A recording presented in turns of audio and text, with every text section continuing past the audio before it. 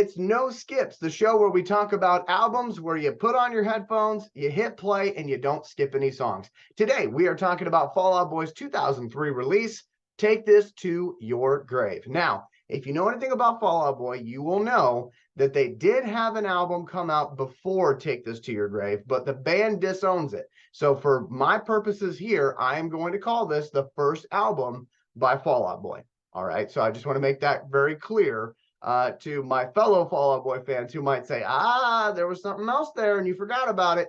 I'm trying to be respectful of the band and what they think of that first one, okay? So technically speaking, the second, but we're going to call it the first tonight. Take This to Your Grave, Fall Out Boy. Came out in May of 2003. It is 20 years old, which is hard to believe for me. Of course, I'm turning 30 here in a couple of days, so I'm kind of looking at it going, wow. But again, 20 years old this album is, Take This to Your Grave. And what I love about it is that this album, to me, is one of those albums that if you want to describe a genre, you give this album to that person and say, this is pop punk.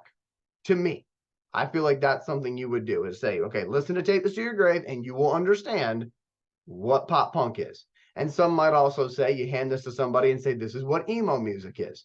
Now, I'm not necessarily saying that, but I do think pop punk, this is one of those albums, in my opinion. I also believe that when it comes to the pop punk genre, Fall Out Boy would be on the Mount Rushmore of pop punk.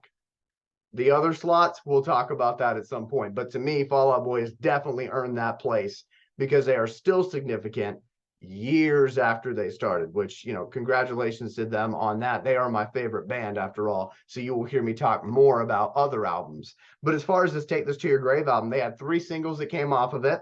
They had Dead on Arrival. They had Grand Theft Autumn / Where Is Your Boy? And they also had Saturday.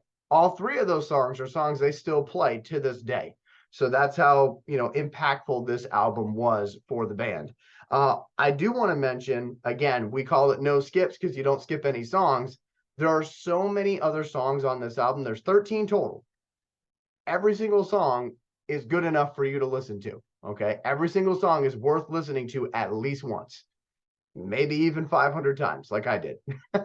But for me, a couple of the songs that I love that are not singles, Homesick at Space Camp. It's track number 5 on the album.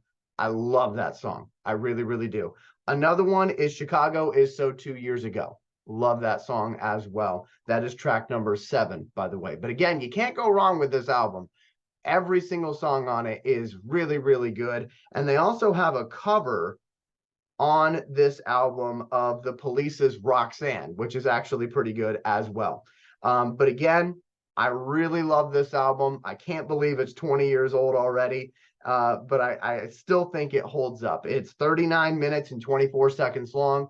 It's not even a full hour, okay? But it's an album that you deserve to put the headphones on and spend 39 minutes going back to 2003.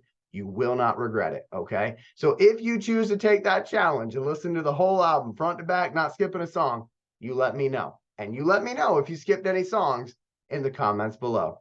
Take This to Your Grave from 2003, Fall Out Boy, a No Skips album. Remember to like, comment, and subscribe, and I'll see you next time on No Skips.